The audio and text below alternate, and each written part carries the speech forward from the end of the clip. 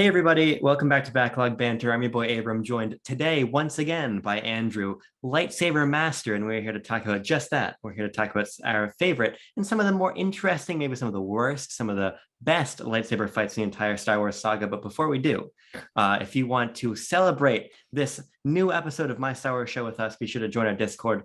Link as usual, top of the description while you're down there. Like the video, subscribe to the channel, ring the bell, all that stuff so you can never miss another bi-weekly installment of My Star Wars Show, because this is, well, if you've been around the channel, you know that this has been an off scheduling time for us, but we're back.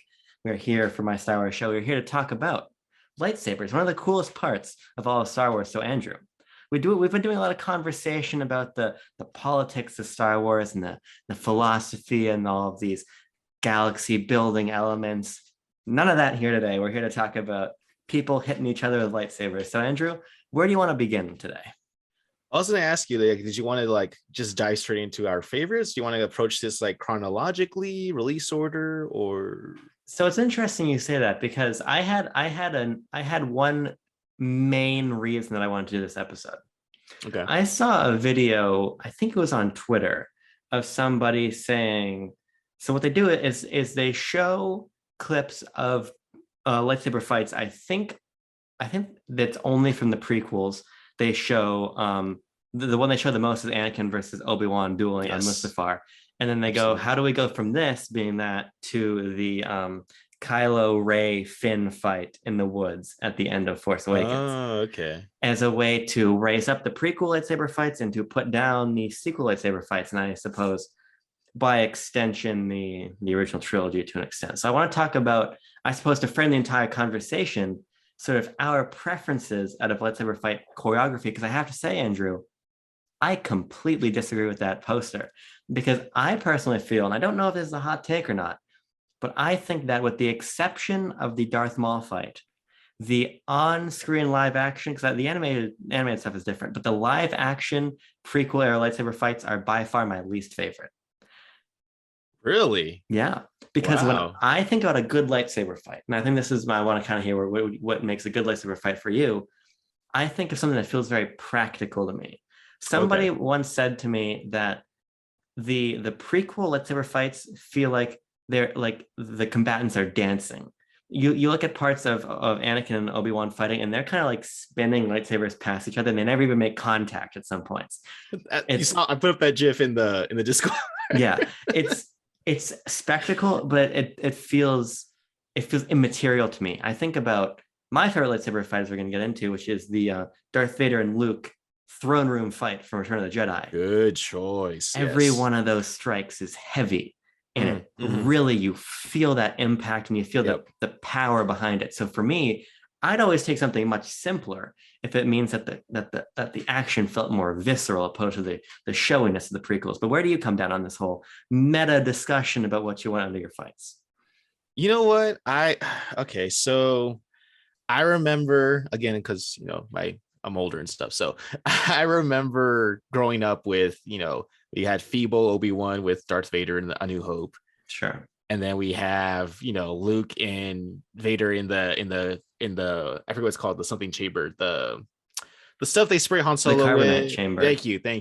And that was I think I liked that one a little bit more than the Return of the Jedi one. Sure, both great. Just because I think that one's a little flashier in a way. But I remember, so having seen the three that we just mentioned, right? The one you mentioned, of course, that was my initial impression of what lightsaber fighting is supposed to be, right? Circa pre-2000 or 1999, right? Phantom Menace, I want to say. 1999 Phantom Menace. And I remember, I'll never forget this, because it's one of those things that is just ingrained in your memory. Having gone to the theaters, we watch, of course, the Duel of the Fates begins, and the door opens. The whole Padme and her whole crew stop, see the Sith Lord, and we're gonna go the other way, because they already know they're not, whatever's gonna happen, they're not ready for it, right? We see that dual lightsaber. A few seconds later, iconic, and then we see Qui-Gon, Obi-Wan take off their robes, because it's like the equivalent of when you see a street fight and they start taking off start taking off their earrings and everything, and they're like their jewelry. It's kind of that. Take off the robes, lightsabers ignite. Mind you, we had never seen more than 2 lightsaber users at the same time fighting. Yeah. So I see Obi-Wan, Qui-Gon, they have 2 lightsabers. Darth Maul's got 2 lightsabers. And then we're off to the races with the flipping, because Darth Maul's very kinetic. He's very like, he likes to kick and like spin his lower half for some reason. And just seeing them like the flashing, I was like, as a kid, I was like this is so cool. And like you said before, Abram, right? Like when you're younger, you're more impressionable. You think all the flashy stuff, like it's really cool, right? And so to me, I understand where people who are like older than me and also younger than me in this case see that stuff and they think you're just wasting so much energy, right? You're dancing, you're flipping, you're doing all these exaggerated movements.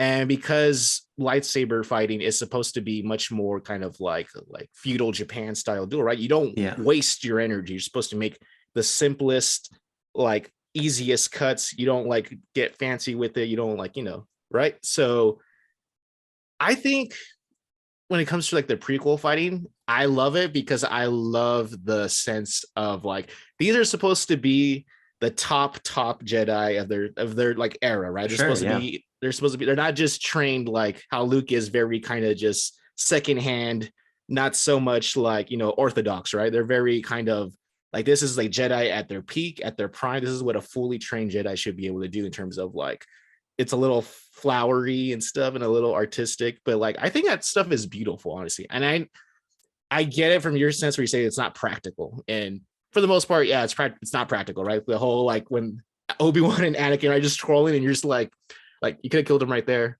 could have killed him right there, could have killed him right. I get it. But I kind of appreciate every single era differently. Sure, yeah. I think when it comes to like the original trilogy, we have this, kind of what would you call it? He's a half more machine than man, right? As Obi-Wan calls him. He's an older gentleman falling apart, kind of held together just by sheer spite and force, basically dark side, right? He kind of moves around lumbering, like very heavy. Obi-Wan, for some reason, we make this excuse that Obi-Wan's like old and stuff, but like Count Dooku, I'm pretty sure is way older than him at that point. And, he's much more effective of a sword fighter. And then we get to like the most recent ones, the sequel trilogy, where everything feels very raw and very heavy and very kinetic. The swinging feels it looks a lot more like kind of amateurish, but also I think it does look a lot more. We get a lot of those close-ups, so I don't mind it so much, where we get the close-ups of their face. We see like we get the hums and the clashing sounds of the lightsaber, so it feels much more like found footagey, but also like intense in a way that the previous generations are not. So I like all of them differently, honestly. I don't really prefer one over the other. I feel pretty neutral across the board. Yeah, no, I think that's fair. I mean, even though I don't prefer the choreography in the prequels, and when I say that, I mean mostly sort of the more flippy Yoda Count Dooku fights, and we'll talk about flippy Yoda, and particularly that Mustafar battle I think is a little bit ridiculous for my taste, but there is still a beauty in that choreography, even if it's just a different beauty. I think where things get really interesting is in the sequel trilogy, because I think that the caliber of lightsaber battle in the sequel trilogy it just runs the gamut, in my opinion. I actually really like the fight in the woods at the end of Force Awakens, because just as you're saying, it does feel a little amateurish, because it makes sense where these characters are in there, they're footing under them as they're fighting, and Kylo Ren's been shot in the abdomen and he's bleeding out. So when they're it's very primal, even I might describe it that way. That feels great, and I love that fight. Then we get to Rise of Skywalker. I'm intentionally skipping over some of the stuff in Last Jedi, because I really want to talk about the Praetorian Guard fight, which is okay. All right. In some ways, and others that I want to talk about. But I always think of the fight when we've returned to the wreckage of the Death Star, and we have Kylo and we have Rey facing off once more. And here there's big waves coming, and we're jumping like 78 stories into the sky, and we talked about this phenomenon a little bit actually when we were reviewing the Clone Wars micro series and talking about the ways that Mace Windu felt mythic when he was doing all these jumps, right? Mhm. But I think there's a difference between like that mythic feeling coming across in the animation and the depiction, as you were saying, of like, oh, maybe this is how this kid remembers it, right? Right. Or in the context of the Star Wars saga, now all of a sudden Jedi can just jump as high as they want. They can do whatever. I feel like the power creep of the Force abilities really started to bite us in the ass by the time we got to Rise of Skywalker. Yeah, I mean, I wrote notes about that one too, about that specific fight, because although it is a little, I think it's not so much that Rey jumps so high over the wave, it's rather the way she looks like when she jumps over the Sure. wave. It's just like, it's like very obvious, like wire work that kind of just looks kind of like a little too Crouching Tiger, Hidden Dragonish kind of, in a way, where Yeah. it's not really like believe, it kind of takes you out of the moment when you're watching it. But I do love how we have, because for me, I noticed that it's kind of like the antithesis to the Obi-Wan and Anakin fight in Revenge of the Sith, Yeah. where like they're both on similar kind of like walkways, like it's like a falling piece of machinery, but this one's in the ocean with waves, as Oh, opposed sure. to where Mustafar, where like they have that really dope clash, and then you see the spout, the plume of lava in the background, Yeah. right? That like very orchestra, like it lines up with the music and everything, right? So we have like, because I noticed watching, like, I know a lot of people make fun of the whole like it's poetry, it rhymes or whatever, right? That's the thing, right? But it, in this instance, because they're both like the thirds in their movies, and they both have like this emotional clash at the end, where like oh yeah, instead of fire, it's water and that kind of stuff. But I do like, I do like that fight whenever we have two lightsaber combatants who are forced to engage each other on a very narrow strip of landscape, whatever you want to call it, Yeah. really. um but you're right, it is kind of, you're talking about the power creep, especially once we're like, now we can heal stuff, right? Just like how Palpatine promised. Like now it's like, no, it's like it's not ability that the Jedi will teach you. And it's like Rey kind of learned it like just naturally. So it's like, but yeah. Yeah. So okay, so let's go ahead and talk about these I want to go in order because you didn't say I couldn't. So Let's go for it. Obi-Wan versus Vader in A New Hope. So we have a geriatric and a half cyborg, half man, kind of, who just meet, and it's important because it's like the first one, right? It sets the tone, or I guess it's supposed to set the tone for what a lightsaber fight is supposed to be going forward, right? We have, Obi-Wan with his, I think if you watch the old ones, it's not even blue, it's like just like a white blade, Yeah. engage Vader, and you have like the spiel, like, when I left you, you were the teacher, now I am the master, right? I love that cheesy dialogue, I love that stuff. And it just feels kind of just like two men just kind of, they're just like swatting at each other. It's very like, this is much closer to kind of the Japanese samurai style, where you're not wasting energy, you're just taking the simplest strokes and just trying to probe for like, let me find the weakness, right? You're not getting too creative with it. It's a very straight up just sword fight. And I think even though it is the first one, it's just really short. It's very one and done. And then that's kind of it for this movie. There's not really, I think I'm used to Star Wars movies always having a lightsaber fight as like the climax at the end. But this Yeah. comes about halfway through the film. And then the rest of the stuff is just, escaping the Death Star and blowing it up and stuff. So, I mean, Abram, do you have any thoughts about that fight, or yes, I'm no? going to put fight in quotes here because Sparring session. yes, it's very spare as you're describing. And what I like about this fight is it serves like a plot and character level first and foremost. I really do love the moment when through Luke's eyes, old Ben realizes that Luke is there, and he just turns off his lightsaber and he goes to be stricken down and he just disappears. There's something really mythical to me, and I've always loved that moment.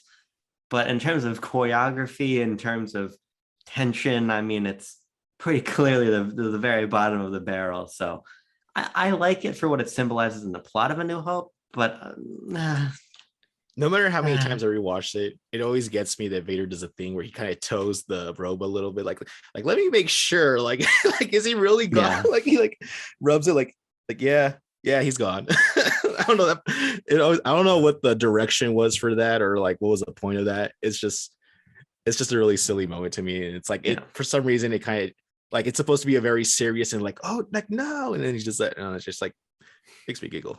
So, all right. And then we get to one of my favorite ones, which is my favorite for this specific trilogy. And that is the Luke versus Vader fight, of course, on board Cloud City, right?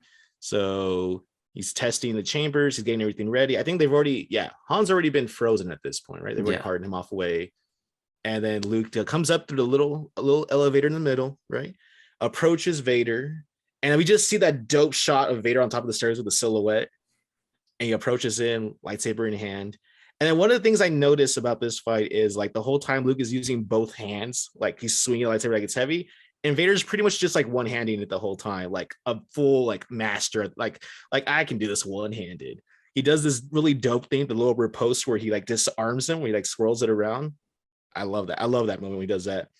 He gets breaking up by some of the other stuff, right? He knocks him into the cryo chamber, doesn't pay attention when Luke jumps out. He's impressed and all that. Anyways, then he kind of starts cheating, right? He starts throwing stuff at him. It's no longer a lightsaber fight at that point. Yeah. But I just like this whole like just how Vader's confronting Luke now for the first time as like an actual, like, he says, "You're not a Jedi yet." He's like, "Oh, like Obi-Wan's training, but you're not a Jedi yet, right?"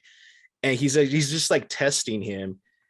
And it's the first time where you could see like Vader's like very impressed with Luke, like not just him like dodging and stuff, but like coming back up. He uses one of the ventilation pipe things to like kind of like throw up Vader off of his game. Actually knocks Vader off, right? That's when we go to the lower part. So this is the first story-wise multi-part kind of lightsaber fight we have, where it's like we're not just in one place. It's not static. We're moving from like setting to setting to setting in a way. And I just really like how masterful Vader is in that first part. He does this, like I said, the riposte where he just like disarms Luke. And like as a kid growing up with playing with like lightsaber toys when those were around, like when I was like back, this is like 2003, 2004, like my next door neighbor had a lightsaber too.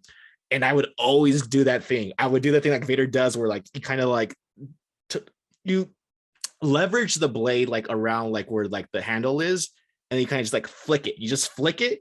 And if they don't have a strong grip, it just flings out of their hand. He's like, "How do you do that?" And I'm just like, of course I got it off the Empire Strikes Back. That's how I learned it. But I think that's one of those scenes that I remember because I would actually act it out. So maybe that's why it's one of my favorite ones, because I would do that thing. So, Abram. Yeah, it's funny you say that actually, because I had so many lightsaber fights with my cousin. That's a really fun component of this conversation I didn't even think about. But we all had our lightsabers. I had a little collection of them. This must have been off brand or something, but it was the handle of Anakin's lightsaber with a green blade. That's one of the first ones I had. But I also had the traditional Anakin's actual lightsaber with the blue blade, and then I had Darth Vader's lightsaber. So again, same handle but red. And then the interesting one I had is I had Mace Windu's lightsaber, and I always loved using Mace Windu's purple lightsaber. And so my cousin and I would draw sabers, and we would spend so much time because I had a big backyard back home in Maine. So we do that all the time. So that's a really fun memory you reminded me of. But in terms of this fight, this is another great one because it uses the environment so well, as you're saying, with all of the force integration as we're throwing stuff around or moving between platforms. And it feels weighty. There's a real sense of weightiness and precision to their fighting. And you talk about being trapped in a narrow place, that catwalk as we near the end of the fight and Luke is lost and there's a big, the paternal revelation. There's so much tension captured in this fight that I do prefer the one in Jedi, but I think this is probably the best in the franchise, in my opinion. On a more objective level, I really, really love it. Good. All right. Yeah, I completely agree. I mean, we kind of just, at this point, we're just saying the same thing back and forth. So I'm not going to add anything to that because you got it. You nailed it. Then, of course, we move on to, just for the record, I'm only counting like lightsaber fights involve other lightsabers because there is lightsaber usage, but I'm not going to count like Jabba's barge or whatever because, or Mandalorian with the dark saber. I'm not really counting that. So just the movies. So we move on to, of course, the Luke versus Vader fight. Again, the rematch in Return of the Jedi. By far, this one, I think you're right, is, while I like the Empire Strikes Back one a little bit more. I love this one mostly for the music. I think the music that plays throughout this whole showdown is like very emotional, very impactful, much more intense, higher stakes, definitely. We have the whole Luke's being presented before the Emperor. He's watching the viewport. Like Palpatine's obviously trying to edge him on, trying to get him to go dark on him. I just like how Palpatine trusts that Vader is going to save him. When Luke reaches for the saber and takes a swing and Vader interrupts, and I would have been like yeah, Vader, you kind of a little too close for comfort there, you know what I mean? But yeah, the music that plays, especially once they get to the lower part, after like when Luke's like hiding, right? And then Vader's like, trying to goad him, like in the darkness, and he's like, sisters, like your thoughts have betrayed her now too. And then like that's the thing that triggers Luke, right? He comes out of the darkness swinging. We have Vader's like he takes that deep like gasp because like I guess he really didn't know where he was, and then Luke is just full on just like, let me show you everything I've learned up to this point, because he's just swinging and battering, and to the point where like Vader's on the defense, which we don't really see up until this point. And then he goes out into a little catwalk around the, I don't know what you call that, where like the energy shaft thing is coming up, right? Yeah.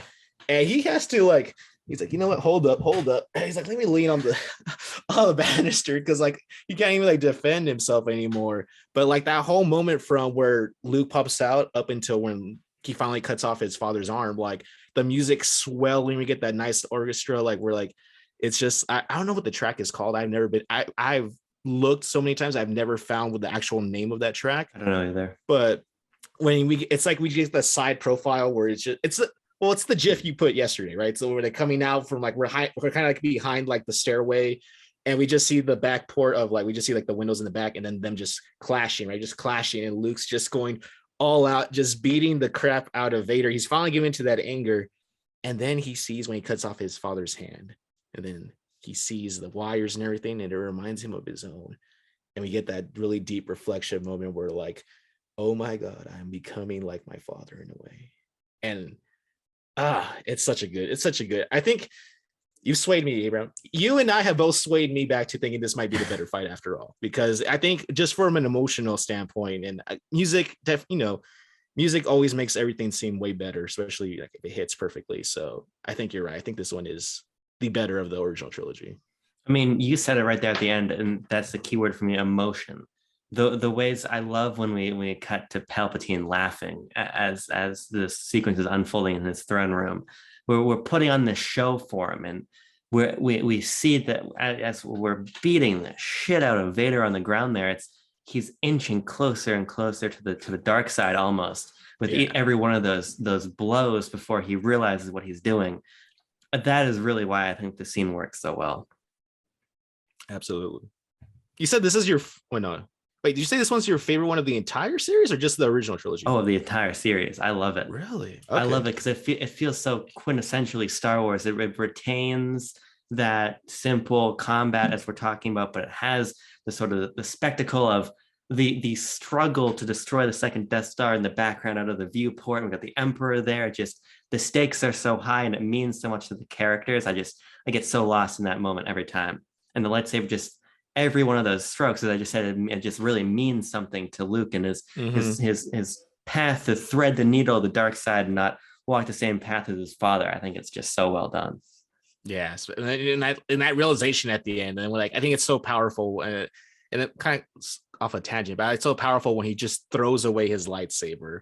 Yeah, and he's like nah, like that's it, like you failed, Emperor. Like I'm not gonna like you're gonna have to kill me basically because I'm not gonna continue this cycle. And I was like, and then the look on the Emperor was like damn it. He's like so like he's like okay, like all right, I guess I'm gonna have to kill you then because it didn't plan out and all that stuff. But so I went in release order rather than chronological order. So the next one is one of I know I still don't know if this one or the Obi-Wan Anakin fight's my favorite, but Qui-Gon and Obi against Darth Maul, Abram. I think I don't know what John Williams was on when he came up with this song, but man, I don't think there's a stronger hitting piece of music outside of maybe like the main theme than Duel of the Fates, sir. Yeah. Not even like Battle of the Heroes, which is like the one for like Mustafar. I think Duel of the Fate. Well, I don't want to say anything too crazy now, actually. But Duel of the Fates definitely pre Revenge of the Sith, post a new original trilogy. like that is a bop. That song just dun, dun, dun, dun, dun, and just like the reveal, right? We get that dope shot. I've already talked about this, but I'm gonna talk about it again because it's so good. Darth Maul just with the hood down comes up, takes it off. We see the spikes, we see everything. The lightsaber ignites. Our boys go to town.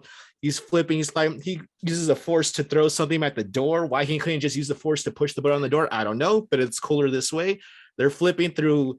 God knows what this room is with these long walkways and these bright ass pillars of light, and they're just swinging around and just it's just we get that dope moment where he goes on the edge and we get those close-ups of each character and just like the Darth Maul like snarling, and then we have Obi-Wan looking all focused, Qui-Gon looking all focused. It's just so good, Abram. I know, again, very artsy, very little flowery and dancing and stuff, but just the display of force powers like pushing each other when he shoves. For some reason, Darth Maul likes to use his feet a lot. He does a lot of kicking. He kicks Obi-Wan to the lower platform, who falls off to another lower platform after that. And then he does the smart thing. He separates them. He separates them because he knows he can't take them on together. So you got to separate them. Qui-Gon, foolishly enough, doesn't hang back for Obi-Wan. He just keeps pushing and pushing Darth Maul further away. And like as I'm watching this, I'm like, why not just hang back a little bit? There's no purpose in pushing Darth Maul further away. Wait till Obi-Wan comes back. Like it reminds me, I think that's what's so important now. And I'm just realizing this right now is why when Obi-Wan tells Anakin against Dooku, like, we'll take them together. Yeah. And I think he might have learned from this fight where he realized why. And Anakin's like, no, I'm going to take him right now. It's like, Anakin, no, right? And that joke about Anakin, no, apply that to everything, right? Anakin, no. But I think that might be why. And it's just clicking why he said we should take them together, because he learned like how Qui-Gon died. That might have probably affected him. And so one of the dumbest plot devices is those red doors that pop that like for some reason, no one knows what they do. They turn on and they turn off and they turn on. And it's like, what are they doing? Because there's no flames or energy. It's just a long hallway. There's nothing between those walls. It's just these rotating doors, right? But I like how we have Qui-Gon. He presses a fight, right? Obi-Wan tries to catch up. Qui-Gon does this really cool thing where he just very samurai-like, he just sits down, cross-legged, takes a deep breath, and meditates. He focuses on the moment, right? He does like his whole spiel about the living force, right? He just kind of sits there, meditates. Darth Maul's pacing back and forth, testing the barriers. Can I kill him yet? Nope. I'm gonna have to wait this out. Paces back and forth. Finally, the doors open. We're off to again. They go to the fight. Darth Maul does his infamous little bump to the face, turns around, impales our boy Qui-Gon. Qui-Gon's out. And now we have Obi-Wan, who is teetering very closely to what I would say is the dark side, because he comes out, he is angered, he is flustered. He is like, you can see his cheeks are puffing from like he's pissed off. There's a moment where like right before the energy walls turn off, I don't know if you remember this, but like Obi-Wan's like basically bouncing onto the balls of his feet. He's kind of just like he is pissed. He is kind of just doing this thing where he's just waiting for the energy to dissipate. And as soon as he does, he goes in there, he starts swinging left to right. We got a dope moment where Darth Maul goes like left to right. I love that part. You know what I'm talking about, right? Where he goes like back to back, and Obi-Wan deflects. Finally breaks his saber. Thank God, finally, because he wasn't going to stand against two of those, right? He breaks it in the middle. And then, of course, Darth Maul knocks him into the shaft, uses his force, pulls himself up, surprises Maul. Anyways, you don't need the whole recap. The point is, a little too late now, right? Because I kind of went through the whole thing, but I just love how acrobatic Darth Maul is. I love the kicks, and I know it's not necessary. I know, but Darth Maul just makes everything look so badass when he does it. He does. I'm a big Darth Maul fan. I can even forgive the nonsensicality of his return. The spider legs. Yes, because he's just a cool character. And he becomes far cooler, I think, in the animated shows. But if I had to name a favorite fight out of the prequels, it would be this one. And for as much as the energy doors are a major arbitrary plot device, they add a lot to that fight, I think, because the tension of when is that door going to lower? Oh no, we're separated. What's going on here? That adds a whole lot to the fight. It between just the badassery of Maul's design and that double lightsaber reveal and the sort of the sort of tempo of the fight with the doors and everything. I do think this one's actually quite good. I also, on the whole, don't think Phantom Menace is as bad as people say it is. Oh no. And this fight in particular, I think, is a great way to end that movie. It's no Attack of the Clones. Yeah. No, it is not. Yeah. I just love the moments where we don't really get to see a lot of moments in this lightsaber fights where personality shines through, and seeing the contrast where Qui-Gon just kind of just sits down. He's like, I can't do anything. I'm gonna take a breather. I'm just gonna sit down, kind of focus. Like, I don't know what he's thinking. I think it's kind of up to us to kind of fill in those thoughts for us. But like looking at the situation, he's kind of like, it's such a Zen Jedi thing to do. I think to kind of just like in front of your opponent, just to like sit down and just kind of like bide your time and just focus. It's really cool compared to like Darth Maul, where like he's just pacing back and forth and like he's just focused, and you can see like the anger, the hatred in his eyes, like, I'm gonna kill you as soon as he goes down. Like, it's just so cool to see. That's what I love about Qui-Gon, man. I really wish, I get it for story purposes, but I wish we could have seen Qui-Gon past Phantom Menace. I would have loved to see how he would have developed further as a character. But anyways, we move on to Attack of the Clones, and we get one of the this part of the fight's actually really cool. Anakin and Obi versus Dooku, where Dooku is he's like the epitome of like, I'm not gonna waste energy, because the way Dooku fights, and I think this is really attributed to Christopher Lee, who I think he holds the record for the most sword fights in movie history. Oh, I didn't know that. Wow. Yeah, I remember I watched all of these movies with director's commentary at some point, and I remember either George or somebody else mentioned that Christopher Lee has like the record for the most sword fights in like film history, because he's been in just about everything since like the 50s. So you can tell like he's very relaxed the way he fights. He has like the curved hill, he does like the very simple movements. He's not like as flowery as anybody else in the prequel. He's very simple. Yeah. And he's just very effective at what he does. And I think that part of it comes from like his age. He's like a lot older than everybody else, like in the story, except for Yoda. And also in real life, he kind of has like this like, and he comes from nobility. I think he's a count, right? So I think like it kind of comes through into his fighting style, where he's very elegant, very regal, very like, I don't remember how he fights in the cartoons. I forgot how he fights, but I think he's always been very kind of just laid back. It's very similar. Yeah, he's very laid back. It's not a young man. It's a young man's game, right? Doing all the kicks and stuff. So Obi-Wan from experience tells Anakin, circle. He starts to tell him, go on the left. We'll take him together. And Anakin's just pissed off because his crush just got shot out of I forgot the name of the ship. You know what I'm talking about? The one where you hold on to. The LAA, the LAT gunship. Yes, thank you. Yeah. And so he's heated. He goes at Dooku. Poor mistake. Dooku instantly zaps him, knocks him out. He's out of the commission. He's out of the fight pretty much. Obi-Wan takes him on. They have, a little of a simple fight. I think Obi-Wan does try really hard, but Dooku's just way more experienced, way more proficient. He does a thing. They have like when the blades lock, and then he gets him in the shoulder, gets him in the knee or in the thigh, I think. Obi-Wan's out. And then right when he's about to kill him, Anakin comes back in, fully like somewhat recovered, comes in, blocks it. And I love this exchange where he's like, he says something about how he's like, I am a slow learner. Like, it's like, oh, like great line. I love that line. And so we get this is a cool part. I like this part where they cut off the lights. There's like a little like pipe or something, like a little wire or something. They cut it. And then we get like that kind of like the thing we talked about last time with Ventress and Anakin, where you just see the up close face shots, and you just see the blue red flickering as they kind of try to like maneuver. Oh, I skipped the part where Obi tosses his lightsaber, and Anakin briefly is using two lightsabers, kind of doing like this really dope like swinging thing. Instantly loses one of them because of course. And then we find out the reason why he has no arm, because Dooku, again, a better sword fighter, cuts off his arm, force pushes him back. And then we get, dear Lord help me. And then we get the silhouette of one Master Yoda comes in. They do a little force display, right? They do here's some lightning, Yoda absorbs it. Here's some more lightning, Yoda deflects it. And then Dooku has one of my favorite lines. I wrote it down because I know I was going to forget. He says, "It is obvious this contest cannot be decided by our knowledge of the Force, but by our skills with a lightsaber."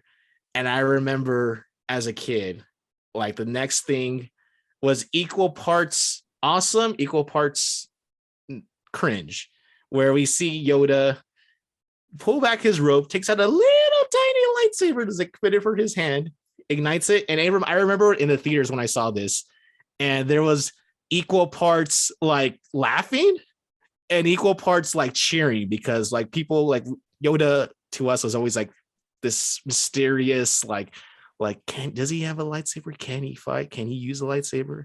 We just know him from like the original trilogy where he's just using, the Force pretty much and stuff. And so we see Yoda take out his lightsaber. And I remember part of the audience laughing because it was so comical, the way he was flipping around and jumping around. And it just looks really bad. I think it comes off better in the Clone Wars cartoon because everybody's kind of moving around that way, but it's just really silly. It reminds me of if you've seen, like, you play the Lego games.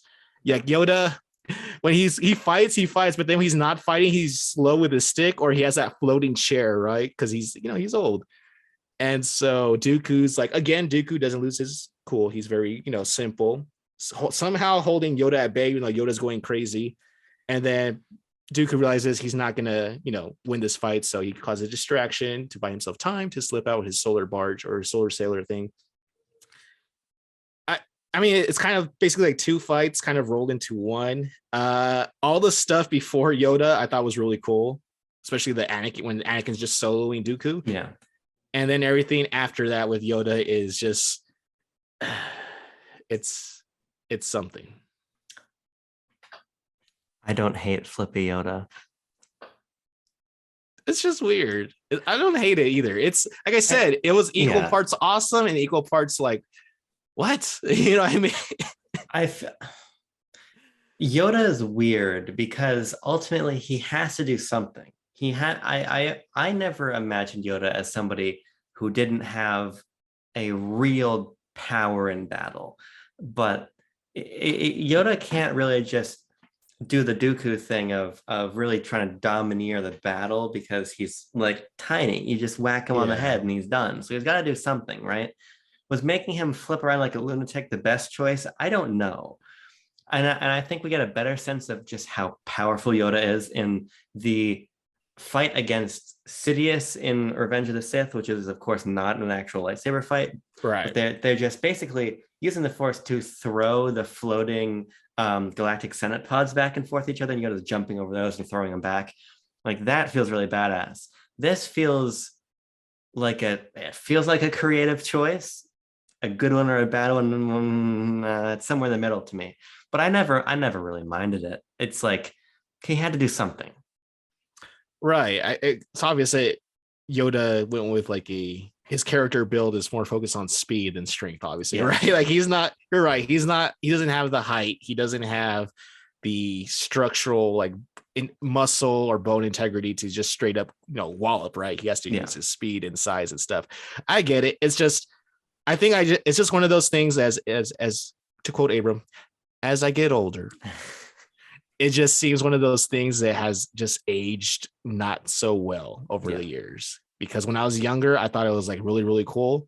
And then on repeat viewings, it became less and less cool. And it was just kind of like, I don't know. Now I'm kind of just like, not indifferent, but I just feel like when I watch it, I kind of like roll my eyes a little bit, but it's fun. I mean, it's fun to watch. So it is what it is. Yeah, I mean, I've rewatched Attack of the Clones the least out of the entire saga. So frankly, I haven't even seen this fight in honestly probably like 7 or 8 years. Wow. So it's been a while, but I mean, I also grew up with Flippy Yoda in like Battlefront 2, for instance. Exactly. Where he can just fucking move across the battlefield. and so I grew up in an era of Yoda being able to just do random acrobatic shit, but in Clone Wars too. Yeah, even in Clone Wars too, but I've always been fairly indifferent on the matter. But Revenge of the Sith, I've got opinions on these fights. Because we actually had a lot of lightsaber fights in Revenge of the Sith. Several. It's actually the one I have the most notes for because, we're gonna get there. Let's just go there. Let's just go straight there right now. Actually, because I'm very forgetful, so I have to read my notes. All right, it's the historian history school part of me, and then we get to probably the biggest glow up for Anakin here, and this is the Anakin and Obi-Wan versus Dooku fight. Yeah, and I love how Dooku comes out in the railing, does his little CGI flip over the rail, right? Takes out his lightsaber. And then Palpatine's like, "Oh, you can't take him on. He's a Dark Lord of the Sith." And then Obi-Wan turns around. He says, "Sith Lords are our specialty." The way he says it, specialty. I love that line. Not 2 minutes into the fight, Abram, he is thrown at a ragdoll, knocked out of the fight. And I'm just kind of like, he's like paralyzed. He feels like he should be paralyzed from the waist down, because not only is he knocked out, Dooku goes a dunk and puts the entire weight of an entire like scaffolded staircase directly onto his hips. And then it moves forward and you see like it slides with him. He looks even more like a rag doll. And I'm just like, I was like, oh, it's what's that saying about how pride comes before the fall kind of thing? Our specialty. Well, it's somebody's specialty. I don't know about yours, but anyways. And so then Anakin's left on his own, right? This, my powers have doubled since last time the count. He's like, good, twice the pride, double the fall, right? Clearly, those 7 seasons of Clone Wars have paid off for him, because he is way more efficient this time, right? You get that really dope shot again where whenever we get like I don't know, you're the cinema guy, so you know this more about than I do. But whenever we get like the people fighting and then we see the chaos in the background of like the fight outside in space, but the camera kind of tracks with them as they make their way towards Palpatine. Yeah. And he's just swinging and going, he's just going all out. Like, let me show you, aside from my cool haircut, now let me show you every single thing I've learned since the last time we've gone. And like, he has like Palpatine not Palpatine, he has Dooku on the ropes, right? And then as they approach, he does the smart thing, because he's don't work harder, work smarter. Grabs Dooku's hands, leverages, and just cuts them off like that. And then we have like something I didn't notice before, but watching this fight is like when they're fighting right in front of Palpatine, like Palpatine's actually like really smiling. I have never noticed that before. So I thought that was interesting. He's way more impressive now. And now that I noticed the similarities this time, where that same shot where like the space battle is going on in the background and they're fighting in front of the Palpatine, kind of looks a lot like the same shot of the GIF that you put. Yeah. Where again, this is kind of like tryouts here in front of the Emperor kind of thing going on, where it's like the same, almost like the same like site, like this little side profile fight. Yeah. Didn't notice that before until now, so I thought that was really cool. Cuts off his arms, right? Dooku's like, oh, like in shock, like what the hell is going on, right? We have this is one of my favorite memes, is like where he has them there, right, with the scissors, like scissor style, right, the lightsabers, and then Palpatine's like, kill him now. He's like, oh, I shouldn't. He's like, do it. And then like Dooku's still quiet. Like, it would have been so easy to just be like, oh, that's that's Darth Sidious and everything, and then written and directed by George Lucas, right? That's like that meme I seen where we're like, because Dooku's just so quiet and he's like in shock. But there's like time for him to speak and he doesn't speak, and it's just weird. Like I guess you're in shock that your master betrayed you, but like you're Sith, like you should have seen this coming, kind of thing. And I don't know. I've seen that meme where it's like where Dooku actually says everything he needs to say before he dies, and then the Palpatine looks worried, and it's like so way more exciting this time. Obviously, a little bit longer because like I said, Obi-Wan. Both times I noticed both fights with Dooku, he just gets knocked out. That's like his thing. He's not good for Dooku apparently. So, Abram. Yeah, it's a good fight.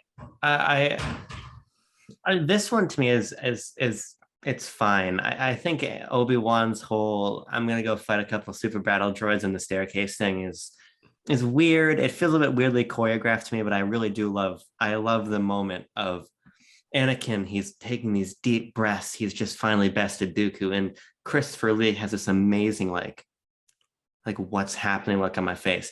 It's that moment after the fight that I think really works for me. And then we just see him. I think the camera cuts to like behind Anakin as he just goes foot, and we just see. We don't see it. Yeah, we just see like an obscured thing, which is his head like drops to the ground and rolls, and the body falls over.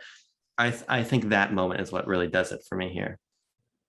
I like how there's still like, because a lot of people say that Revenge of the Sith doesn't set up Anakin properly. I think it does actually. I think this part where because he's still hesitating, right? He's like, I know I shouldn't, because he's thinking like not just the Jedi way, but the practical thing would be to bring in Dooku alive, right? He's not a threat. He doesn't have his arms anymore. He can't use the Force, can't fight. He's not a threat. Bring him in alive, and we can like settle this like way more diplomatically, right?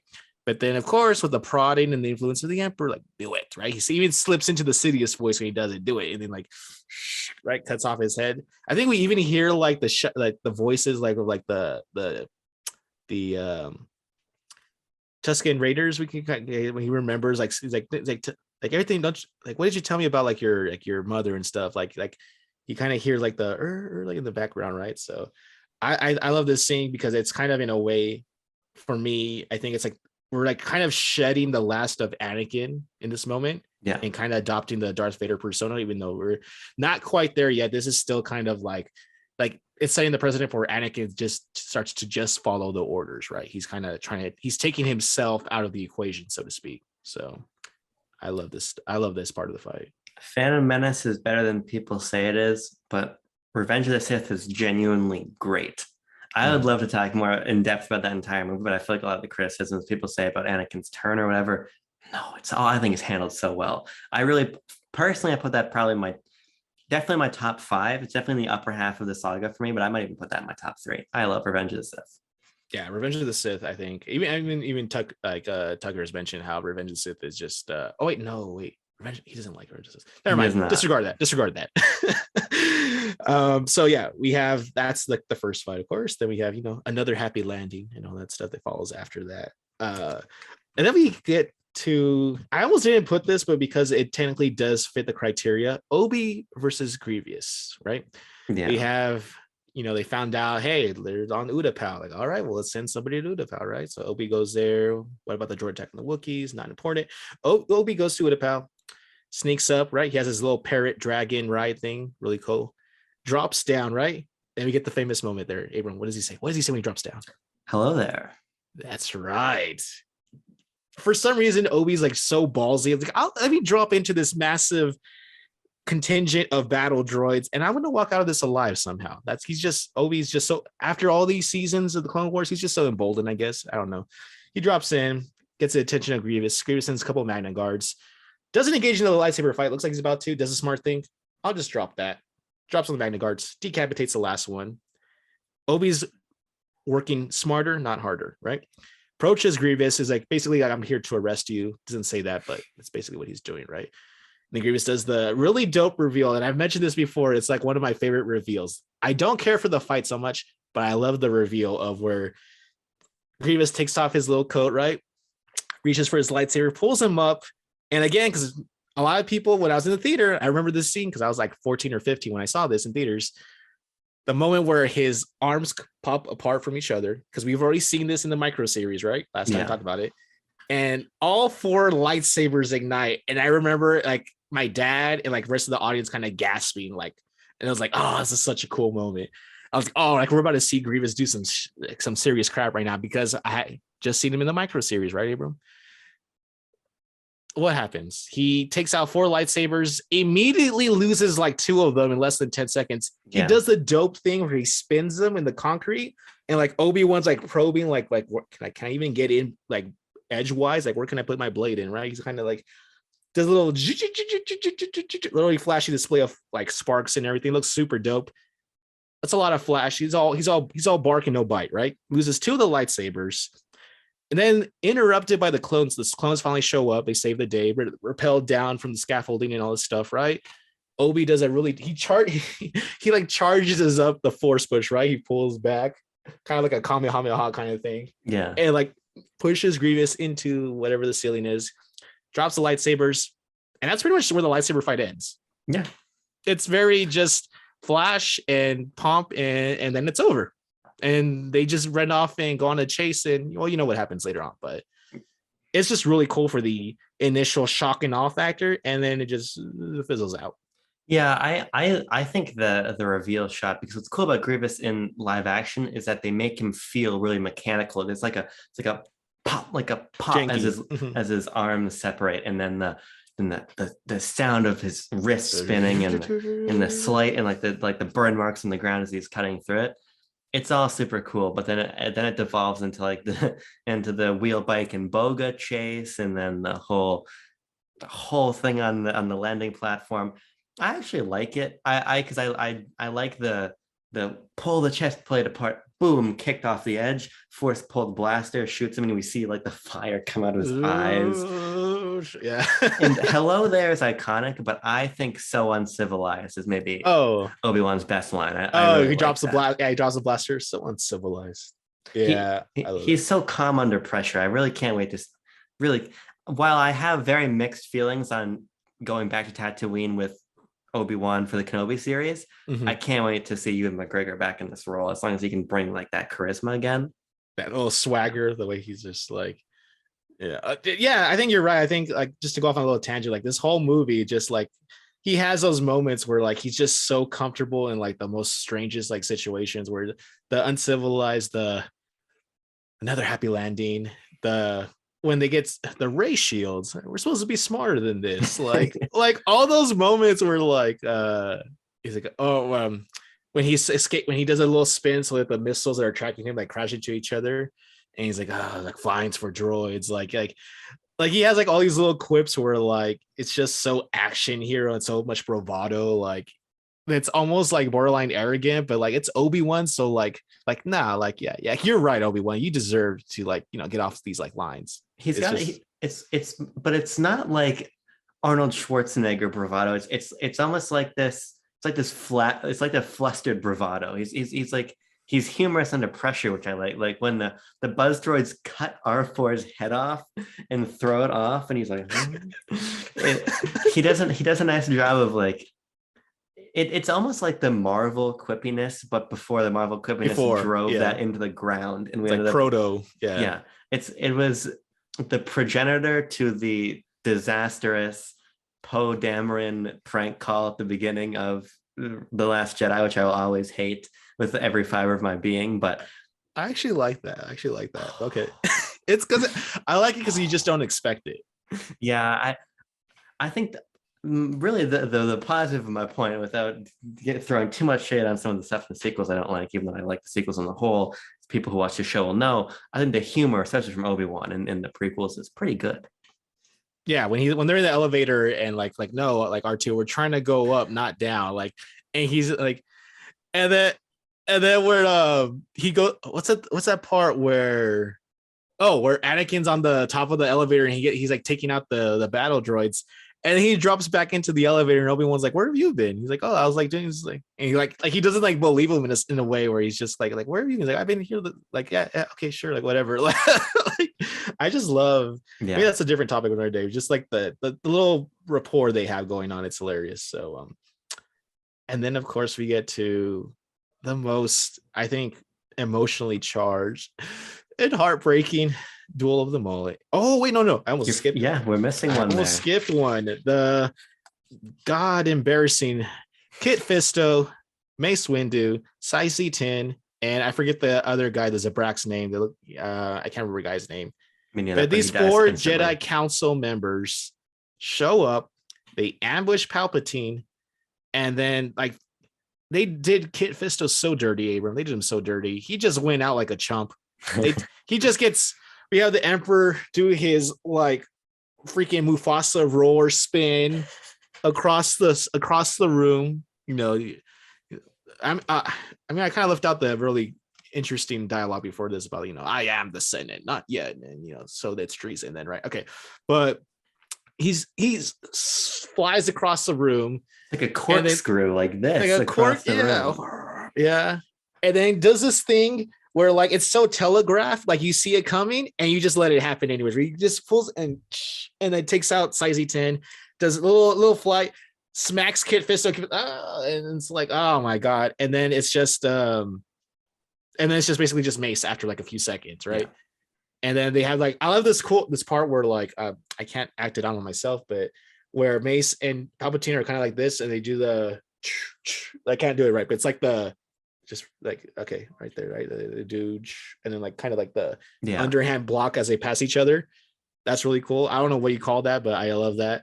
I like how basically it's debatable. Some people say Mace didn't win. Some say that he did. It seems to me like Mace clearly got the upper hand, but some people I are saying agree. like, oh, Anakin was on the way up, so Palpatine let himself be the victim. I don't know. I think that's too much hoop jumping, kind of. But clearly, Mace does take him out. He like kicks him in the face, drops off. He loses his lightsaber or whatever, and Mace has him dead to rights, basically. But that whole fight up until then, where just Mace like we've seen Mace up at this point kind of just fight during like the Clone Wars stuff in Attack of the Clones, but we've never seen him like on a one-on-one duel. And like, so I've always kind of wondered like, how good is Windu really? Because if you remember earlier in the film, there's a conversation with Obi-Wan and Anakin where Anakin compares himself to Obi-Wan. No, he compares himself to Windu and to Yoda in different categories, where he says that he's as good as Yoda in the Force and as capable as a fighter as Windu is.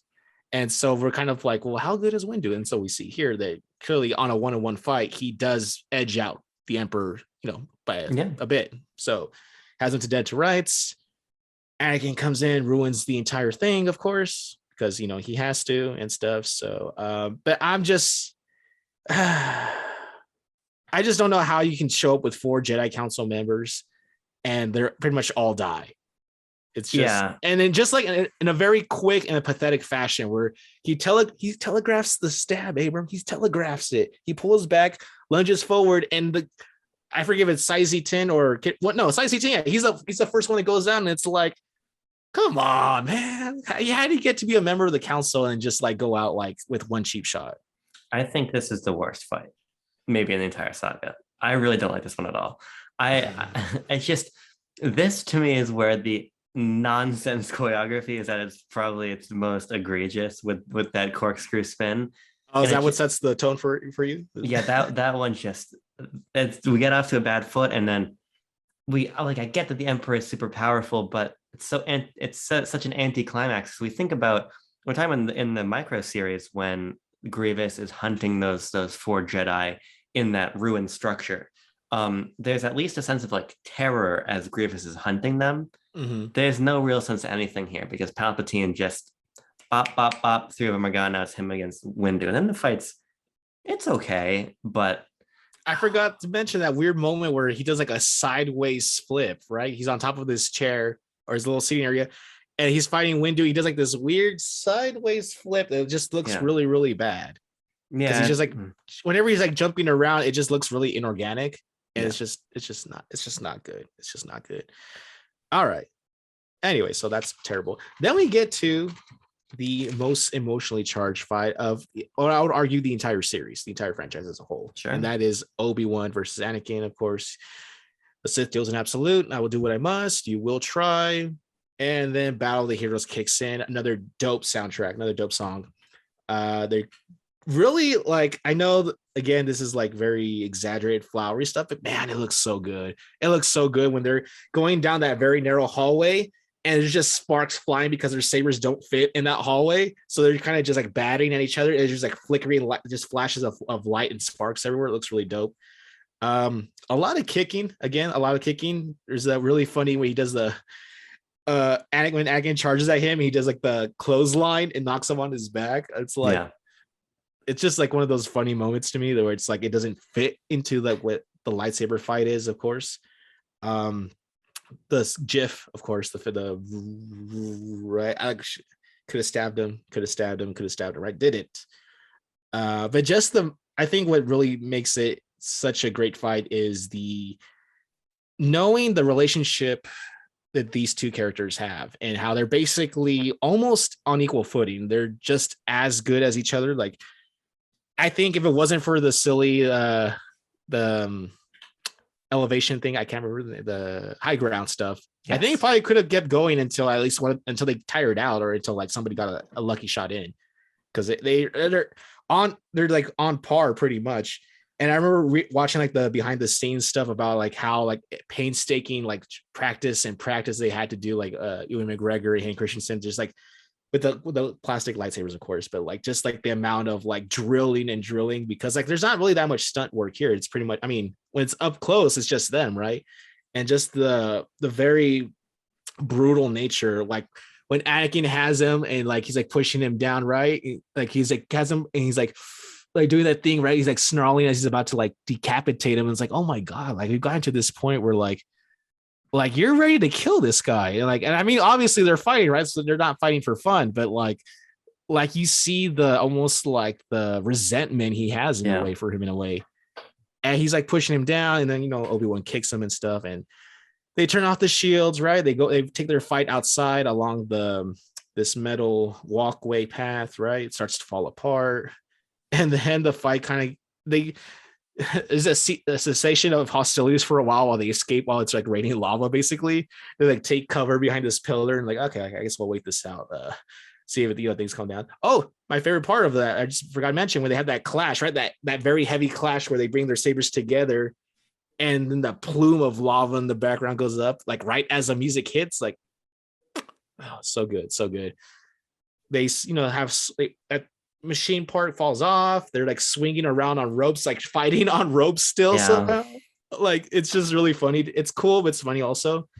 They land on these tiny little platforms that are still like one's a droid, one's like a platform, and then they have the exchange of like Anakin, the Chancellor Palpatine is evil. Like from my view, the Jedi, well then you are lost, right? And then of course I love this dialogue. It's not like the greatest written dialogue, but because of the relationship that they have and like the emotions, it's just. Oh, like at the end when he got off his legs and he says like, you were my brother. I can like, I loved you. Like, oh, Avery, I might I need some tissue, but like, it just hits you. It just hits so hard. Right. He's like Obi-Wan's clearly crying at this point. Right. Like, he's having a hard time watching Anakin burn. He's like, he doesn't stick around. He obviously leaves before, the fire goes out. But like, I know it's such a long fight though. I think that's one of the things that works to its strength and also to its detriment is that how long the fight is that I feel could have been a little bit shorter. And it's one of those weird fights where from where the fight starts to where it goes reminds me of like, if you ever seen Family Guy with like where Peter fights the giant chicken, where like the fight where it ends and where it starts is like so far away. Like it's just kind of weird how same thing in Phantom Menace where for some reason the fights take them through different locations. I don't know why. It just seems really funny to me. But anyways, the twirling. Okay, yeah, the twirling in the middle is kind of silly, right? When and then I kind of talked about all the stuff that I wanted to talk about. Abram, it's long. It's a real epic.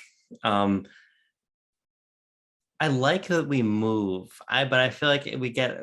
By the time we're swinging on the ropes, it's just outrageous to me.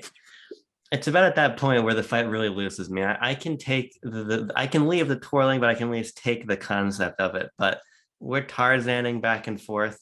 I think we really lose the plot there. But it's that dialogue that I really do like. And I think the dialogue is what keeps me engaged in that sequence, even though I think it's also emblematic of a lot of the things I don't like about that more modern style of fight choreography for Star Wars. But there is a real heart to it, and there's quite a little bit of horror to it by the time Anakin gets his legs cut off, and he's like groaning, and he's being cut. He's like then he's screaming as he's catching on fire and everything. I mean, they pull out a pretty good scene out of what I feel is pretty middling choreography on the whole, because I just think that Hayden Christensen and Ewan are just so good. So it's as you're saying, that sort of that brotherly bond is what makes that fight for me still. Even though the actual fighting is not my style for sure. It's not my Terrace Kasi style. I still like the beats we go through, but that caps off the prequels. Yeah, I think it's mostly the music. Yeah, it's not so. Yeah, you're right. It's not the choreography itself, although I do think like some of it is pretty cool aside from the trolling. I think it's the music and just the fact that like we're at the end of this saga and like we know what's going to happen. I think that's a lot of the stuff externally of the fight that makes the fight memorable for me. So sure. So now let's move on to the sequel trilogy. And so there's actually not too many here. No. There's like probably like one or so. No, there's like one per movie, I think, at this point. So we have, of course, the famous one, the one you mentioned, the Snowfall Forest, Finn plus Rey versus Kylo, right? way more raw, right? None of these people clearly did not have seasons of Clone Wars to benefit from to refine their lightsaber prowess, right? Uh, you have to imagine Kylo must have some kind of lightsaber training for him to swing it around and stuff. So, Yeah. but they're very raw. It's very unrefined.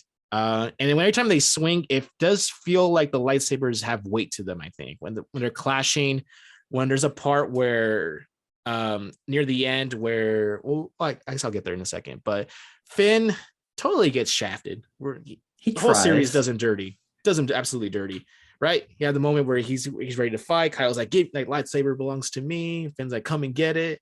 Had a really fight and stuff. Kylo Ren's lightsaber actually has a purpose now, where it has like the side guards actually dig into Finn's shoulder. I'm like, oh, there is a purpose to have that other than just for looks, because it digs into his shoulder and Finn's like crying out. That's what wakes up Rey, right? After she got knocked out, she wakes up, and then he does this thing where he turns them around and just like brings the blade up his spine all the way up, all the way through the back, and just, I thought Finn actually died at that point. I thought he died, and then when we find out like, oh no, he's just knocked out, I'm like, oh, okay, of course, yeah, Star Wars, okay. and then Rey picks up the fight. She kind of takes the rest of the rest of the fight here. Having rewatched this, I watched this entire scene. Actually, I rewatched this entire scene yesterday. Had not seen The Force Awakens since like about 4 years ago. A lot less Mary Sue than I remember it. Okay, because I remember you talk about how like people say she's Mary Sue, and I was like, yeah, she kind of is. And then rewatching them, like, oh no, like she does struggle through this fight. She does struggle. It doesn't come to her easy. Like obviously, Kylo does a thing where like he has to periodically stop and like pat his wound or whatever, like because it hurts. I don't know if he shoves snow in there. That's what I would have done. I don't know, but he's like kind of like he has to like kind of like shake it off. He does this thing where he like loosens his shoulders and stuff, and then gets back into the fight, right? And so yeah, she's struggling through this fight, but she's doing pretty well. Kylo obviously injured, not focused. He's kind of just struggling through this fight too. We get that scene at the end, right at the end, where he has her at the precipice, right at the edge. She's about to fall back, and then she closes her eyes. He's like, I can teach you or whatever, right? She closes her eyes, focus. Then she opens her eyes with much more conviction, repels Kylo. And then we have that weird moment where they each have one of the lightsabers locked in their hands like this. They're kind of like falling over, right? And then she finally brings up the saber that she needs, swipes Kylo in the face, knocks him out, and we're pretty much done with this fight. I like the part where she's kind of like hopping through the forest, like she's climbing up like this little there's like a layer of rocks, like kind of like a little hill, and like Kylo's just kind of trying to like swipe. He's just like recklessly swiping at her, but like she's like kind of just managed to just stay ahead of him, just because I like there's like a little degree of verticality in the fights. I like that kind of stuff. So but I mean it's just very heavy. It's like people who would have fought, like I imagine, like in the Middle Ages, kind of, with instead of swords, it's just lightsabers. Yeah, I mean, I've said my piece in this fight in part already, but yeah, I think the Mary Sue claims in this fight are just unfounded, because I'm pretty sure Kylo is hitting himself because he's literally going to pass out from the wound otherwise. So, like, he's been shot in the abdomen, and Chewbacca's bowcaster does not fire a very small bolt. That's a big thing you're about to be hit with. We do see the effect earlier in the movie, right? When he takes out that trooper and he sends him flying, right? So he's like, I like that thing. And then he passes back to Chewie. That's a great moment. But no, I like how heavy it is. It feels, I think raw is the perfect word. But what I always love is we get those super close-ups of the face, and the sparks flying off the lightsaber as the music comes in, and we see Rey's face change from being like under the upper hand to having it as like her eyes open, and she like flips the script on Kylo as she really connects to the Force. I think it's really good, but not my favorite of the sequel trilogy. Yeah, no, it's fun, but I think the next one's actually, of the sequel trilogy, the next one's probably my favorite one. We'll get to it. So then we go towards The Last Jedi. Criticism aside, we're gonna avoid the minefield that is The Last Jedi right now, and talk about how we have, of course, Snoke is like describing what's happening, not realizing it's happening to him. He's turning the lightsaber. He's about to ignite to strike his enemy, and then of course, we see him get cut in half. Lightsaber flies across this very bright red room, flies towards Rey. Rey grips it. both her and Kylo immediately realize the gravity of the situation, and they take on this Praetorian Guard of these really red guys who Yeah. have really dope variety of weapons. Really dope variety of weapons. We have this dude with like this like lightsaber whip kind of thing, or it reminds me of a lightsaber whip. It's not an actual lightsaber whip. It's like segmented, but it reminds me of a lightsaber whip from the EU. This guy with like these two daggers that attach in the middle of the shaft, kind of like a mini double bladed lightsaber, but it's like two knives attached together in the middle. And Rey and Kylo kind of struggle. They barely survive this fight. I love seeing them kind of like. There's a part where Rey's fighting the dude with the whip, and he wraps it around her, and he's just like doing the thing where he's like pulling it in closer. That's so cool. He's like he's going in for the kill, right? He's like pulling it in. Kylo does a thing where he grabs a guy who's coming for him, impales him, and then uses his body as a shield to like fend off the other guys. Throws a dude into like, I don't know what this thing's called, but it like shreds him basically. You just see the puff of red come out. It's if the first fight was raw and unrefined, I think this one even more so, because like they're not fighting like Sith or Jedi really. They're just fighting people who have like weapons that don't fall apart against lightsabers basically. And it's so cool just seeing them back to back, like how it's like the opening shot where they go back to back and they're surrounded. It's like such like a love that shot. It's so cool. It reminds me of like those what would you call it? Like those like those kung fu style movies where like you have somebody like it's like, all right, we have to fight our way out of it kind of thing, but with lightsabers and stuff. So I know there's other variety of weapons. I forgot. There's like a laser whip thing. There's the knives. I think someone has an axe, maybe. Yes. Like some kind of axe, right? Okay. Just the movements and angles that they have. That I notice. I think this is the movie where I noticed that Kylo, for some reason, likes to use his lightsaber underhanded, a lot like Ahsoka. It's just like I don't know if that's like a stylistic choice for him, but he usually has it like he swings it upwards like underhanded a lot of the times. He doesn't just like straight up like traditional Luke Skywalker style, right? He does the underhanded movements. We see it a lot more in Rise of Skywalker, but he does this a lot of underhanded movements I kind of like. There's a really cool moment where it's just him. He's being choked out by the last guard, and Rey just tosses a lightsaber and just like shuts off on and off real quick. And then like the camera pans around and we see like the gaping hole in the mask. So cool.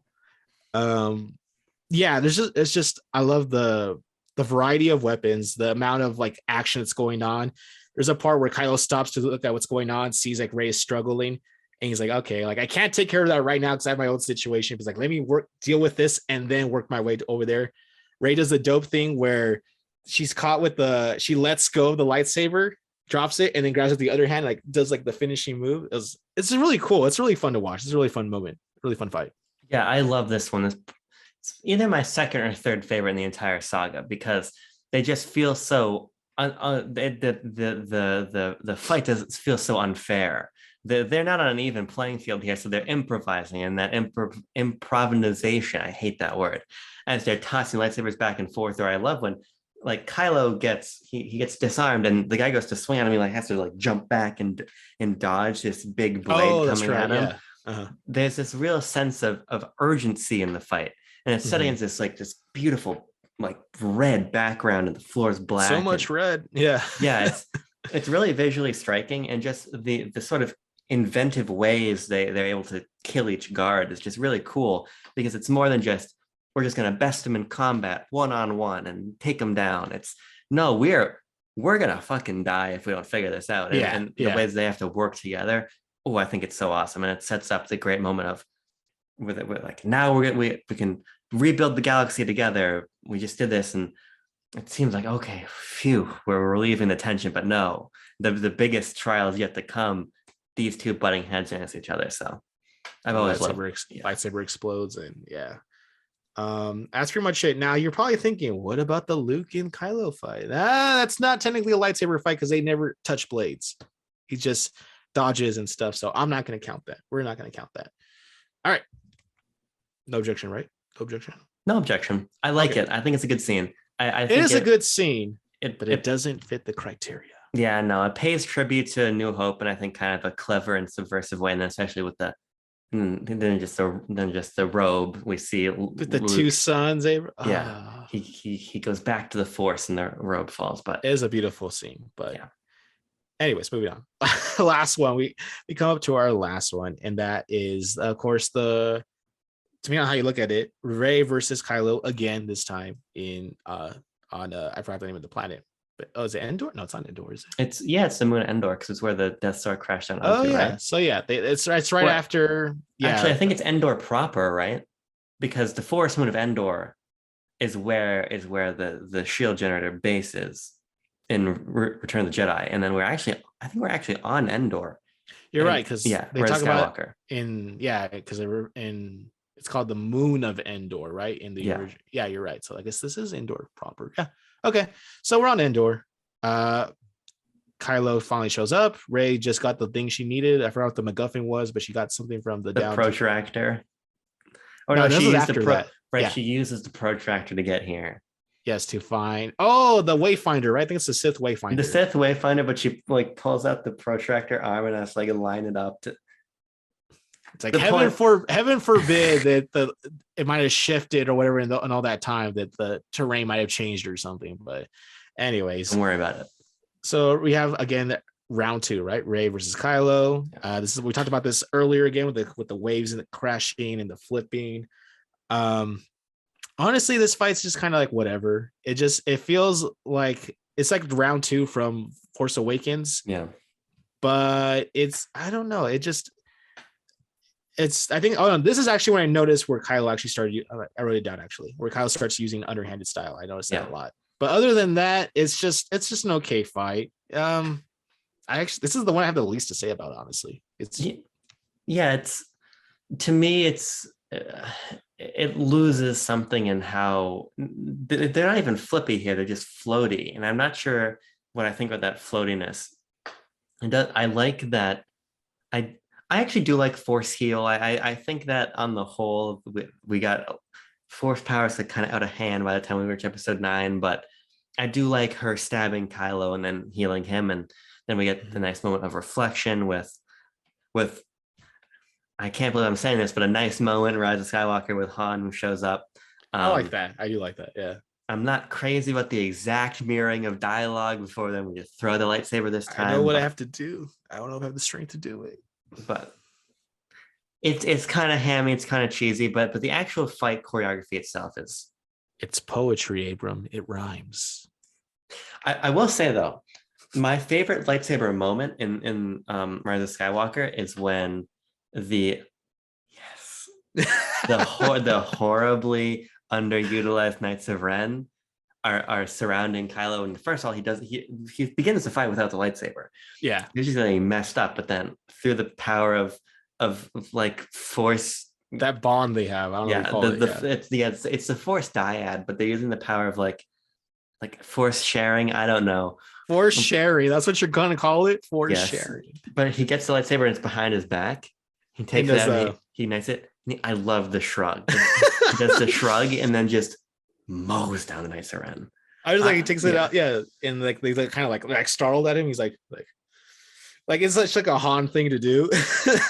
I'm a big Kylo Ren fan. I have to say, Kylo Ren to me. Kylo and Rey really anchor that trilogy. I really like them both a lot, but he gains throughout his tortured character arc a little that kind of charisma that I like. So that shrug has always been cool, but the fights. It's like in a gray corridor against gray Knights of Ren, so it's not very interesting. But yeah, it's just very dark. Yeah, you're right about that. But yeah, that's pretty much it. Because I mean, at the end, they have their lightsabers against Palpatine, but then it just becomes like a Force battle rather than a lightsaber battle, because Palpatine doesn't have a lightsaber. So that's pretty much it for that, Abrams. So did you want to do like our absolute favorites or the ones we? Yeah, I figure. Excuse me, I want to shout out a couple from beyond the actual saga. Okay, all right. I want to shout out there's 2 from Old Republic cinematics that I really love. Yes.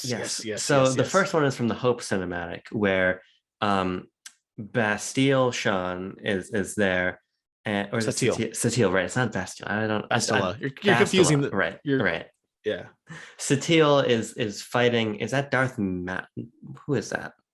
Well, Malgus, which one Darth are Malgus, yeah, right? Malgus. He's Malgus. fighting. She's fighting Malgus, and he cuts her lightsaber in half, and he goes to stab her, and she catches the lightsaber with the Force, and she's Yeah. so strong in the Force that she's able to like make the lightsaber like retract as he's trying to stab her. I've always thought that was like a really interesting bit of choreography. It's like the Mortis arc where the father stops it. The same thing. Yeah.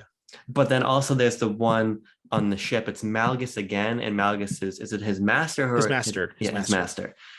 And the Jedi are fighting there. We see Satele is there, right? Then Satele leaves.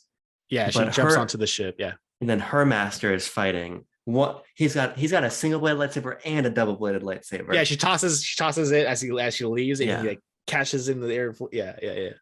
And I love that he kills one of them, throwing the lightsaber, and there's like that cool shot where one of the Sith like he like takes off his mask, like he leaves that burning scar, and then he actually like stabs him properly. Yeah, that one is also awesome. If people haven't seen those Old Republic cinematics are all fantastic. So you should check those out on YouTube.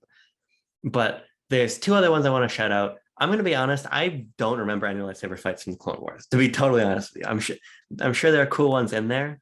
Probably because they're so frequent, I imagine. Yeah, right. Lightsabers are not very special in the Clone Wars. But I want to shout out two from Rebels. Now, have you seen the Tatooine fight in Rebels? I don't think so, no. I've only seen the climatic one with Ahsoka and... Okay. So I'm going to not spoil. There's a fight on Tatooine. Okay. Oh! That's... Wait, no, it's not the one I'm thinking, is it? With Go ahead. Say it. Potential spoilers, because I don't want to spoil it. Is it the Obi-Wan Darth Maul one? Yes. Okay. Yes. Okay. I forgot that's on Tatooine because it's at nighttime. I can't tell it's Tatooine. Yeah. You're right. Yeah. So people need to watch Rebels. People keep saying they want to see in the Kenobi show, they want to see an Obi-Wan and Darth Vader fight. Obi-Wan Darth Maul fight. Mm-hmm. It's in Rebels, so go watch it. So this is your chance to click away right now. 3, 2, 1, 0. This fight is super short, but I love it. This is one of my favorite Star Wars lightsaber fights. Basically, we see Maul show up on Tatooine. He's got this vengeance. Kenobi. He's got that deep Sam Witwer voice, and he's there to kill Kenobi. And he's like, are you sure you want to do this? And it's so short because Kenobi is so refined now. We see them they clash for a second. The fight's like 5 seconds. It's boom, boom, and then he just slashes him up the stomach. He recognizes what Darth Maul's trying to do with the move when he tries it. Just how he took out Qui-Gon with hit him with the butt of the hit him with the hilt, right? He sees it. It's so quick. That to me is is it Bushido when it's just like a couple strokes and we're done? I believe so. Yes. Yeah. It's so classic. It's at night and we see the moons in the background and it's a wide shot. I love that. That's really good. The other one is actually from the episode where Ahsoka fights Vader, which is a good fight. I do like that. But we see there's been these Sith Inquisitors who are this constant threat throughout. I think it's season 3 of Rebels. But Maul actually fights them on behalf of Kanan. Is this the episode where Kanan gets blinded? I don't remember. But we actually see Maul pop off and kill these Sith Inquisitors. It's very, very interesting. And then he kind of goads Ezra into helping him towards the dark side in these fights. Rebels has some really great choreography. The lightsaber fights we end up getting quite a number in that third season where the Inquisitors are on their ass for the entire thing. But those couple fights in particular are really awesome. I implore people to watch Rebels. I really think that's top tier Star Wars for me. So I just want to shout out those ones. But of course, there's awesome lightsaber fights everywhere. So. Yeah, I've never finished Rebels. Honestly, for some reason it just, I don't know. I have to get back in. I have to finish it, but it just didn't click with me. I don't know if it was just the change in art style or just because it's not Clone Wars, but I couldn't. But I did tune in for that episode where because they brought Hayden Christensen back, and because for that, when he has this mask and it's both it's Hayden and James Earl Jones at the same time, so it's really dope. Obvious spoilers. Obviously, I didn't think about that, but I did see. And I just remember the Inquisitors doing the helicopter thing with their blades, which is so weird to me because it's light, right? It's plasma or something. Like, is that try not to get into the physics of Star Wars, but it's just weird using a lightsaber as like a glider kind of thing. It's just weird to me. But Yeah, it's fun though. I Rebels is weird because Rebels gets off to a bad start, I think. It's season 1, episode 10, where I think the show starts to roll into a little bit of momentum. But if you just watch some recaps of season 1, but start with 2, then you get into some amazing, amazing Star Wars content. So it's people's homework before Kenobi. You got like 2 months. You can watch it. But anything else you want to add about lightsaber fights? No, not. I completely blanked on the cinematics for the Old Republic. So when you mentioned that, I was like, oh damn, like yeah, those are like the most visually striking. Just because we have like I think of the Deceived one where we get like the slow mo, like when he like tosses the light, he like Right. jumps over when Malgus throws a lightsaber, and he kind of like barely jumps over it, like those slow mo shots. But the fight you mentioned with I thought Hope was the one with like the flares, isn't it? Said Hope that's the same one where I almost did it again, where Satele shows up and they fight Malgus there, because there's a really cool moment where the main Republic trooper gets up and charges at Malgus, and they clash for a second, and then you hear like this pop. Yeah. And Malgus is like, what the fuck he just did? And the thermal detonator explodes. They both go flying apart. God, that's so good. Go watch the cinematics. They're so fucking cool. They're really cool. They actually added a new one. Have you seen that new one? I haven't. They added a new one they had like a new expansion for the Old Republic, and they came out with another cinematic. But it's cool, but it's not as like lightsaber flashy as like the other one. It's more like story focused, but it's still kind of cool. But I can't think of anything else lightsaber related. I mean, I will just say, I recognize that it's hypocritical for me to like those Old Republic cinematics so much, because they are just flippy do Star Wars choreography, but I don't care. They're very cool. I think just seeing a bunch of Sith and a bunch of Jedi on screen at the same time is just really cool. That's what it is. Yeah. So, but no, that's it. I'm good, Abram. I'm good. Yeah. Go ahead. I think I've about gone through all of it too. It's weird to think that I'm not sure when we'll see our next cinematic lightsaber fight, because the next movie allegedly is going to be Rogue Squadron, and there's not going to be lightsabers there. And Taika Waititi shouldn't be. Yeah, he's working on something. I don't know. I think we'll just have to live out our fantasies in Jedi Fallen Order 2, but a conversation for another time. I hope they need to add more colors though. I want them to add more color. I want them to add more canon colors like yellow and white and all those other ones. But yeah, I have no idea where the next. I guess probably in Mandalorian season 3. I guess we might get some more. Well, I'm sure Kenobi is going to have some kind of lightsaber fight. Oh, right. Obviously. Yeah. On the big screen, I don't know, but Kenobi, I think it's almost guaranteed that we get. This is a conversation for another time, but Kenobi's going to run into weird issues of like not contradicting canon of where Obi-Wan was during this time period. Mm-hmm. But I would be very surprised if the show passes without an Obi-Wan Vader duel. I'd be very surprised if that happens. Well, wasn't it already didn't we say Hayden's coming back for it? I believe Hayden Christensen is back, but I believe he's back for flashbacks. Oh, okay. I'm not sure he's back as Vader, but again, we'll see. That's only a couple months away. So a conversation for another time. In the meantime, may the Force be with you.